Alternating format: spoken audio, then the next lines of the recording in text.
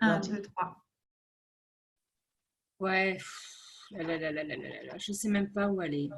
Alors attends. Si je vais là, ça fait quoi? Ouais, mais ça sert à rien. Je vais faire bugger l'ordinateur. C'est même pas la peine en fait. C'est quoi ça? Comment je télécharge? Comment je peux télécharger Skype? Putain, j'y arrive pas. Ça me gonfle. C'est vraiment pas pour moi en fait. Je préfère laisser tomber. Tant pis. Tant pis. Ou, ou je peux y arriver. Je vais y arriver. Je vais y arriver. Ça fait quoi dans mon corps? Oh, c'est hyper léger. Il n'y a presque rien. C'est vide en fait. Et puis c'est... Ah, ça gratte là. Je laisse faire. Je laisse faire. Je laisse faire. J'observe. Ça me gratte les cheveux. Je laisse faire. Je laisse faire. Je laisse faire. Ok. Génial. Alors, on en était où? Ah, Skype. Donc ici, il faut que j'aille ici. Ah, il faut que je mette le mail de Sophie pour faire ma réunion. Alors, Sophie, hop, je t'envoie le mail. Sophie, je t'ai envoyé un mail sur ta boîte mail. Tu peux aller regarder, s'il te plaît? J'y vais, pas de souci. Merci, super. Voilà, aujourd'hui, les nouvelles technologies font partie intégrante de notre quotidien. On arrive à se mettre à la page, on n'y arrive pas. Parfois, quand on n'y arrive pas, c'est juste un bug. Aujourd'hui, on vous en parle.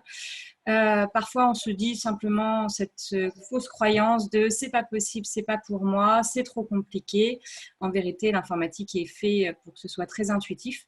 Donc, du coup, autant aller réguler et voir si ça ne débloque pas notre appréhension de se retrouver face à un écran. Aujourd'hui, avec Sophie, Natacha, Annelise et Maëlys, on vous donne plein d'astuces et plein d'exemples. Peut-être que vous vous y retrouverez. Du coup, je crois que la parole est à Sophie. Oui, je crois que ça commence par moi. Et du coup, j'ai envie de dire, d'autant plus dans le contexte actuel dans lequel on est, où le déconfinement, a priori, n'en sera pas complètement un et qu'il va falloir favoriser le télétravail. Donc, ça prend d'autant plus d'importance parce que ce modèle-là, on va devoir un peu le garder. Et moi, j'ai eu le cas, par exemple, d'une personne qui a pris contact avec moi pour prendre un rendez-vous et qui m'a dit non, mais en fait, donc c'était par mail, elle me fait je vais attendre que le cabinet réouvre. Et moi, je dis mais en fait, le cabinet, on n'a aucune idée de à quel moment et dans quelles conditions on va pouvoir réouvrir. Donc voilà, et je lui explique, je lui fais mais en fait, on peut faire exactement la même chose par visio ou par téléphone en fonction de la problématique. Et du coup, elle échange avec moi, elle me fait bon, vous m'avez un petit peu rassurée, mais je veux bien essayer. Et en fait, quand on a lancé le rendez-vous, elle était très tendue derrière son écran. Et en fait, elle appréhendait vachement cette rapport, cette relation, en fait, ce rapport et cette relation via écran interposé. Et la première chose qu'on a fait, je lui fais OK, bonjour, ça fait quoi là dans votre corps? Et en fait, elle a suivi ses sensations, donc un peu perplexe, mais bon, curieuse quand même. Elle a suivi ses sensations et assez rapidement, elle réouvre les yeux. Et elle me fait ah mais en fait c'est pas si mal que ça. Et en fait on a fait la consultation et on a dû se voir une ou deux fois après où elle était hyper à l'aise derrière son écran alors que la première fois ce qui l'empêchait de régler son problème c'était l'appréhension de l'écran. Donc j'ai trouvé ça assez fabuleux que juste de débugger ça, ça lui a permis de régler en 2-3 séances sa problématique. Voilà. C'est génial ce que tu racontes, c'est totalement ça. Du coup, Natacha, non, Annelise, du coup, toi, tu as un exemple aussi. Oui, tout à fait. Moi, j'ai surtout des clients par téléphone en fait en régulation.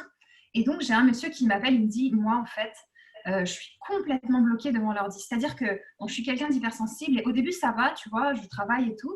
Et en fait, au bout d'une heure, je sature. Et là, il se mettait à pleurer devant son ordi, mais de désespoir, de découragement, vraiment, c'était fort. Et ça lui arrivait plusieurs fois par semaine, comme ça, de saturer devant son ordi quand il n'arrivait pas à faire ce qu'il voulait de façon en informatique, je veux dire. Donc, il n'arrivait pas à faire ce qu'il voulait et là, il bloquait complet. Donc, on a fait 2 régulations par téléphone sur ça. Et il m'a dit là récemment qu'il ne pleurait plus devant son ordi. Quand il sent que là, il est en train de monter en saturation, il éteint son ordi, il va faire autre chose. Il sent que voilà, il faut qu'il respecte son système, le temps dont il a besoin. Et c'est juste que voilà, il ne ressent plus ce genre de stress devant son ordi. Donc, voilà.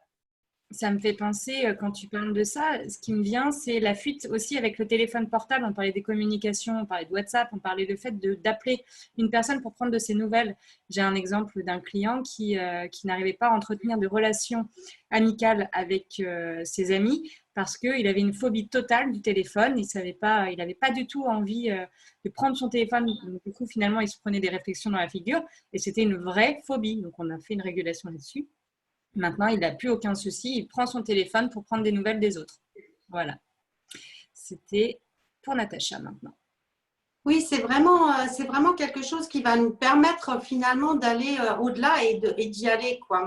J'ai l'exemple d'une amie qui était complètement bloquée par tout ce qui est ordinateur, tout ce qui est technologie, d'ailleurs pas de portable, juste le téléphone fixe. Elle a quand même un ordi. Elle s'était mis comme objectif de faire des audiolivres. Alors, c'était quand même un handicap de pas pouvoir accéder à l'informatique, quoi. Et une fois, elle a essayé avec son casque, avec ses trucs et tout, et elle était tellement en panique rien que par rapport au petit pop-up qui arrivait sur son écran qu'elle a tout lâché et elle m'a téléphoné. Et elle m'a appelé, elle m'a dit, j'y arrive pas, pourtant elle sait faire aussi la résiliation elle-même, mais elle était tellement affolée qu'elle ne pouvait pas, quoi. Alors, je l'ai guidée à travers. Et franchement, c'était de toute beauté parce que non seulement elle a pu faire ses audiolivres qui lui tenaient à cœur depuis très longtemps, mais en plus, depuis maintenant, elle a un portable, elle est relativement à l'aise. Franchement, même, je suis étonnée, quoi, elle m'épate. Donc, ça vaut vraiment le coup. Merci Natacha. On a des vaches exemples. Bref, on a beaucoup d'exemples super riches. Maëlys, on a un super, très récent à nous parler. Vas-y, je sais que tu brûles d'impatience. Moi, j'en ai un qui date de ce matin. Je n'avais pas spécialement d'exemple parce que moi, le téléphone aussi, je le fais souvent. J'ai vécu en Argentine dernièrement et je consultais par téléphone. Et là, ce matin, une très ancienne patiente qui me rappelle, paniquée parce qu'en fait, l'EHPAD de sa mère venait de lui proposer de faire un Skype pour parler avec sa mère. Et elle me dit, je ne comprends pas très bien parce que moi, je télétravaille 2 jours par semaine là, depuis le début du confinement et ça va très bien. Et là, je ne sais pas, est-ce que c'est Skype, est-ce que c'est… mais je sens que ça ne va pas le faire, je ne le sens pas, quoi. Donc, je lui demande de me donner la situation qui avait déclenché cet état-là. Elle me dit, j'ouvre mon ordinateur, j'ouvre mes mails, je vois le message comme quoi on me propose la télé-vidéo, là. Et là, dans ma tête, j'entends « Non !» Et du coup, là, je lui propose de fermer les yeux. Elle ferme les yeux. Elle a vraiment beaucoup de sensations. Elle les rouvre. Et puis, elle fait un deuxième passage parce que quand on régule comme ça, on va vérifier si les sensations, elles sont… Donc, elle se remet sur le même instant où là, elle avait eu envie de hurler « non » dans sa tête. Et puis, il ne se passe plus rien. Et puis après ça, comme ça faisait que 5 minutes qu'on était ensemble et que la consultation, c'est une demi-heure, on a un petit peu discuté.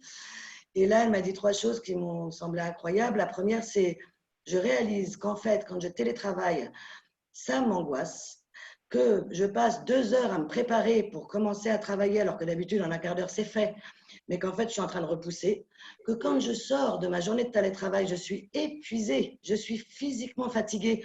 Mais là, je suis en train de prendre conscience, c'est parce que j'ai lutté contre tout ce qui se passait à l'intérieur de moi, quoi. Ça, c'est la première chose. La deuxième chose qu'elle me dit, c'est une femme qui a perdu son mari et son père dans un accident, et elle me dit, vous savez, si ça fait 2 ans que je me prends la tête à aller voir ma mère, à faire 100 km tous les 15 jours, c'est parce que quand j'arrive à la maison de retraite, elle ouvre les bras, et moi, je me cale dans ses bras et on fait un câlin. Et c'est trop bon, là, parce que pendant 5 minutes, je ne pense plus. Je ne suis plus en train d'anticiper, je suis plus en train de contrôler, je ne suis plus en train d'analyser. Ça me fait un bien fou. Et là, je suis en train de réaliser que j'avais peur de cette visio parce que je me disais, je vais la voir, elle va m'ouvrir les bras, ça j'en suis sûre. Et là, moi, je vais m'écrouler parce que j'en ai tellement besoin de ce moment-là. C'est tellement un moment où je recharge mes batteries. Et là, c'est vraiment bizarre parce que quand je pense à elle qui ouvre les bras, c'est comme si j'étais en train de ressentir ce qu'elle me fait vivre à ce moment-là. Et puis la troisième chose qu'elle m'a dit pour terminer, c'est bizarre, mais je suis en train de me dire que finalement, peut-être je devrais m'accorder le droit de retomber amoureuse. Alors, je ne sais pas ce qu'on a bossé. Ça a duré 5 minutes. C'était sur du visio. Mais moi, ce que je me suis dit, c'est en un quart d'heure de temps, et cette femme, elle a avancé bien plus que 10 consultations à essayer de comprendre le pourquoi du comment de sa vie.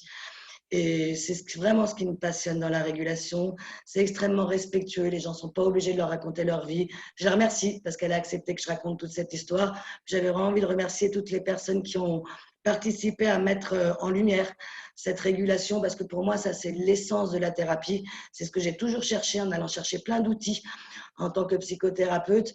Et ces moments où vraiment la personne, elle sort de la session et elle se dit, il y a un truc qui a vraiment bougé en profondeur. Voilà, c'est ça que j'avais envie de vous partager.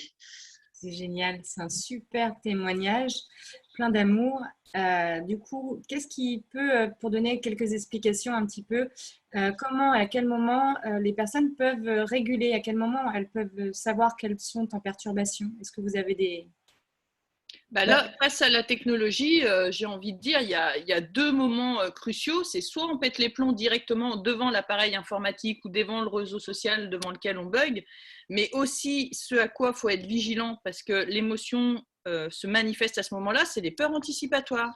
C'est quand, par exemple, j'évite le téléphone parce que je sais quelque part que je dois appeler un tel, quand j'évite d'aller sur le réseau social, quand je pense au télétravail, comment je me sens dedans moi. Et c'est un peu toujours la même chose avec les émotions, c'est qu'elles se manifestent au moment où on est dans l'événement, mais il y a aussi toutes les fois où on y pense avant.